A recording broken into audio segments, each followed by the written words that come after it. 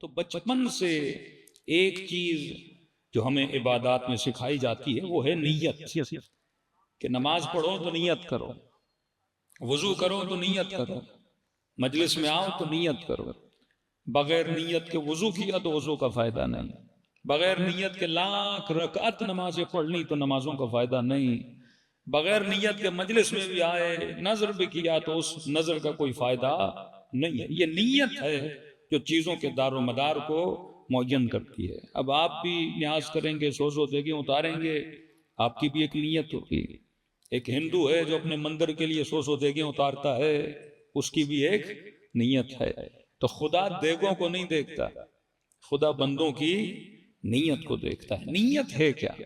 نیت دراصل انسان کے لیے گول بناتی ہے، نیت انسان کو ایک ہدف دیتی ہے، نیت انسان کو ایک مقصد دیتی ہے کہ بیٹے 15 سال کے ہو گئے، نماز واجب ہو گئی، اب نیت کرو 2 رکعت نماز پڑھتا ہوں، واجب قربتاً اللہ یا مستحب قربتاً اللہ۔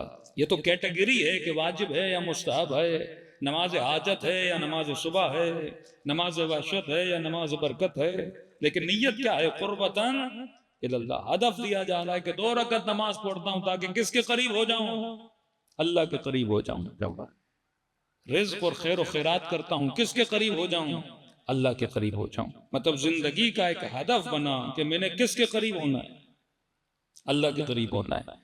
اب آپ قریب ہو یا نہ ہو، موت تو پھر بھی قریب کر دیتی ہے نا۔ مطلب سفر آخر ملاقات خدا ہے۔ اب بندہ پوری زندگی اللہ سے بھاگے، دعائے کمیل لا یمکن الفرار من حکومتک، اے خدا تیری حکومت سے کبھی کوئی بھاگ نہیں سکتا۔ مطلب بندہ بھاگنا بھی چاہے راہ فرار نہیں ہے۔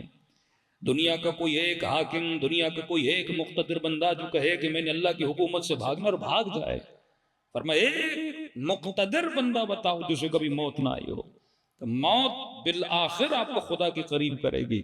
تو امیر فرماتے ہیں اس سے پہلے کہ زبردستی تجھے قرب دیا جائے تو زندگی میں قرب خدا کو حاصل کر لے، زبردستی تجھے موت کی طرف لایا جائے تو فرمایا موتو قبل ان تموتو، اس سے پہلے کہ تجھے مارا جائے خود کو موت کے لیے کیا کر دے؟ تیار کر دے۔ تو ہمیشہ ایک ہدف، بچپن سے آپ کے ماں باپ نے آپ کو سکھایا کہ بیٹا نماز پڑھو تو نیت کیا کیا کرو؟ قربتاً اللہ، کہ اے خدا میں 2 رکعت نماز پڑھتا ہوں تاکہ تیرے قریب ہو جاؤں، میں روزہ رکھتا ہوں تاکہ تیرے قریب ہو جاؤں۔ اب سوال ہے اگر نماز قرب خدا دیتی ہے تو شیطان اتنا دور کیوں ہوا؟ اگر نماز قرب خدا دیتی ہے تو شمر نماز پڑھنے کے بعد دور کیوں ہوا؟ اگر نماز قرب خدا دیتی ہے تو ابن ملجم اتنا بہترین قاری قرآن ہونے کے بعد بھی قاتل امیر المومنین کیوں بنا؟ تو جب تک لازم اور ملزوم آپس میں نہ ملے تب تک انسان کو قرب خدا نہیں ملتا۔ میں کہوں پانی لیکن پانی پیوں نہیں تو میری پیاس نہیں بجھے گی، میں کہوں قرب خدا ملے پر اس قرب خدا کے لیے کوئی عمل نہ کروں تو قرب خدا یقیناً نہیں ملتا۔ سب سے پہلے اللہ کے قریب ہونا چاہتا ہوں، اللہ ہے کہاں کہ میں خدا کے قریب ہو جاؤں؟ تبھی فرمایا جب تک آپ کی نسلوں کے اصول کمزور ہیں ان کے فروع کمزور ہوں گے۔ جب تک اصول دین میں اس نے تحقیق نہیں کی، فروع دین میں کتنی بھی تقلید کرے اس فروع کا کوئی فائدہ نہیں ہے۔ قرب خدا، خدا کے جسم رکھتا ہے۔ اب مثلا جو پہلی صف میں مومن بیٹھے ہیں، آپ کہیں گے یہ مولانا سے زیادہ قریب ہے، ان سے زیادہ یہ تکیہ قریب ہے، تکیے سے زیادہ یہ مائک قریب ہے، مائک سے زیادہ میرا امامہ میرے سب سے زیادہ قریب ہے، اور امامے سے زیادہ میری انگوٹھی سب سے زیادہ میرے بدن کے قریب ہے۔ تو سوال یہ ہے کہ یہ ہے قرب ظاہری، میں بدن رکھتا ہوں، جو بدن کے سب سے زیادہ قریب ہوگا وہ میرے قریب ہے۔ ایک ہے قرب باطنی کہ ہو سکتا ہے پہلی صف میں بیٹھا ہوا ظاہراً میرے قریب ہو اور صفوں کے آخر میں بیٹھا ہوا بندہ باطناً میرے قریب ہے۔ مثلا آپ کا بھائی آپ سے زیادہ قریب ہے، آپ کی ماں، آپ کے والد ہو سکتا ہے صفوں میں نہ ہو لیکن باطناً آپ سے سب سے زیادہ کیا ہو؟ قریب ہو۔ تو اصل جو قرب ہے وہ قرب قلبی ہے، نہ کہ قرب جسمانی۔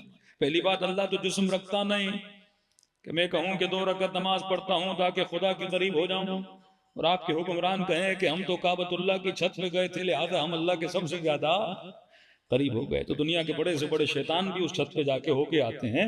اس کا مطلب یہ نہیں کہ وہ اللہ کے قریب ہو جائیں، اصل ہے قرب باطنی۔ قرب باطنی کب آتا ہے؟ اللہ کی آواز آتی ہے قرآن میں، صبغۃ اللہ ومن احسن من اللہ صبغہ۔ کون ہے جو خود کو رنگ خدا میں رنگ دے؟ کون ہے جس کے وجود سے اللہ کا رنگ نظر آئے؟ کون ہے جس کی محفل میں بیٹھ کے علی کی محفل کو محسوس کرو؟ کون ہے جس کی خوشبو کو سونگھ کے بندے کو رسول کی یاد آنے لگے؟ تو یہ خوشبو بدن نہیں، یہ خوشبو اخلاق ہے۔ فرمایا جس نے خود کو اللہ کے اخلاق میں رنگ دیا۔ میرے چھٹے امام فرماتے ہیں بنا سبح اللہ بنا عبد اللہ، ہم نے عبادت کی، ہماری عبادتوں کو دیکھ کر ملائکوں نے عبادت کرنا شروع کر دی۔ پوری کائنات میں کسی ایک بندے نے اللہ کو نہیں دیکھا، پر کہا اگر میرے کرم کو دیکھنا ہے، میرے رحم کو دیکھنا ہے تو رحمت للعالمین کو دیکھو، میری سخاوت کو دیکھنا ہے تو حسن ابن علی کو دیکھو، میری شجاعتوں کو دیکھنا ہے اور صبر کو دیکھنا ہے تو حسین ابن علی کو دیکھو۔ تو فرمایا وہ اپنی صفات کو بندوں کے وجود میں ڈالتا ہے اور ان صفت سے اللہ کے رنگ کا پتہ لگ جاتا ہے۔